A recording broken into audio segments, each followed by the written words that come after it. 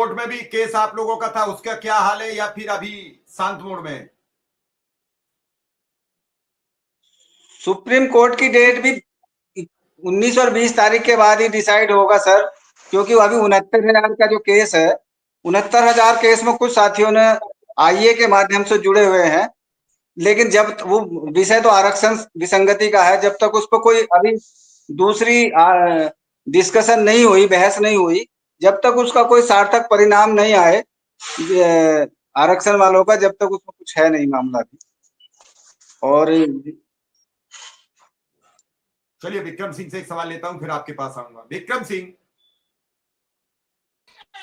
Court में अब आपका मामला जल्दी हियरिंग में आएगा, इधर सरकार से बातचीत चल रही है। अगर कोर्ट जल्दी डिसीजन दे देता, अब तारीख तय होगी, चूंकि अब केस आपका सुनवाई में जाएगा, उसके बाद बेंच आएगी, पता आएगी किस बेंच में सुनवाई होगी। क्या वकील साहब से बातचीत चल रही है? क्या वकील साहब अब कह रहे हैं, कब तक सुनवाई? क्या इस वर्ष में सुनवाई हो पाएगी 2024 में?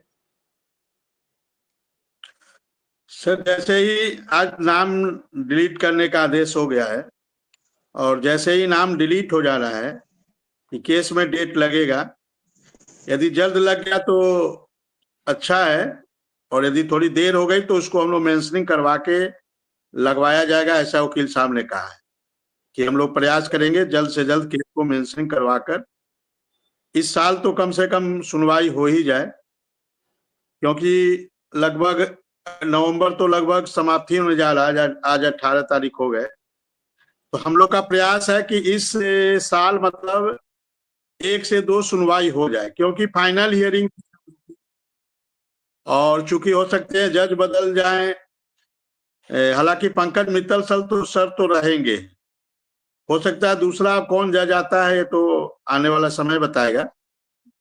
लेकिन जब चूंकि दूसरे जज साहब आएंगे तो उनको थोड़ा समझने में के लिए वो 1-2 हियरिंग ले सकते हैं, लेकिन हमें लगता है बहुत ज्यादा हियरिंग नहीं होनी चाहिए और जल्द से जल्द केस का फैसला आएगा, ऐसा हम लोग को भरोसा है सर।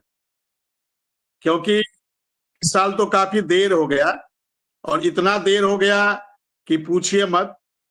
नवंबर में ही इसकी फाइनल हियरिंग होनी थी, लेकिन दुर्भाग्यवश उस दिन कोर्ट जो है पूरी बैठी नहीं और पूरी सुनवाई हो नहीं पाई। लेकिन उसके बाद कुछ ऐसी परिस्थितियां आई कि केस पूरा साल भर फंस गया। मतलब 2020 माननीय सुप्रीम कोर्ट के लिए, हम लोग के लिए अच्छा नहीं रहा।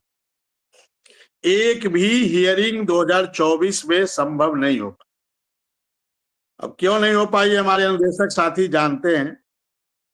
तो अब आगे ऐसी कोई समस्या न आए, इसके लिए हम लोग पूरा प्रयास कर रहे हैं, और प्रयास हम लोग का यह है कि जल्द से जल्द जो भी सरकार के द्वारा जो भी उसमें कमियां हो, अपने स्तर से या जहां से भी, जिसके भी स्तर से हो, हम लोग प्रयास करेंगे उस कमियों को जल्द से जल्द दूर करके जल्द से जल्द केस की सुनवाई हो और उत्तर प्रदेश के अनुदेशकों को राहत भरी खबर मिले।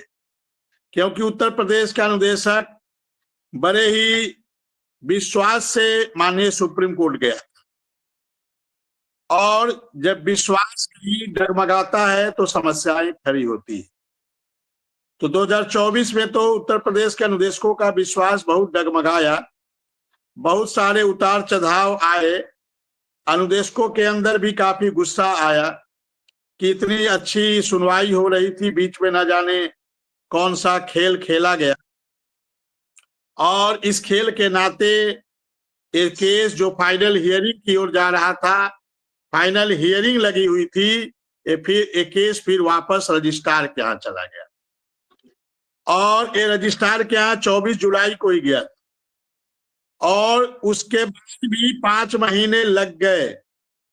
हालांकि इसमें हम लोगों ने भी प्रयास किया, लेकिन इसमें हम लोग के, हमारे जो वकील साहब है, उनके अधिकार थे, उनके पास पूरे अधिकार नहीं थे।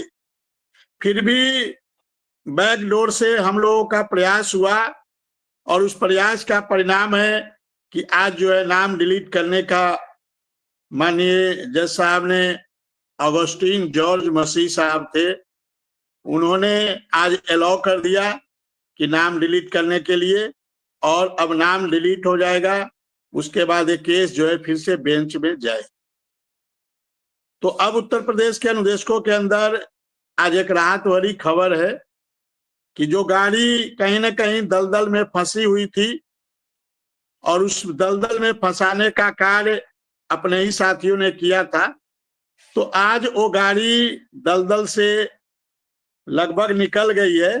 और अब वो जब दलदल से निकल गई है, अब वो सड़क पे आएगी तो फिर उसी रफ्तार से दौड़ना शुरू करेगी। सर, माननीय सुप्रीम कोर्ट चल रहा है इस समय, और हम लोग आशा करते हैं कि जल्द से जल्द माननीय सुप्रीम कोर्ट में हम लोग के पक्ष में, चूंकि हम लोग की केस मेरिट पे है, हम लोग के केस में बहुत मजबूती है, और हम लोग कहीं ना कहीं हमारे अधिकारों के साथ खिलवाड़ हुआ,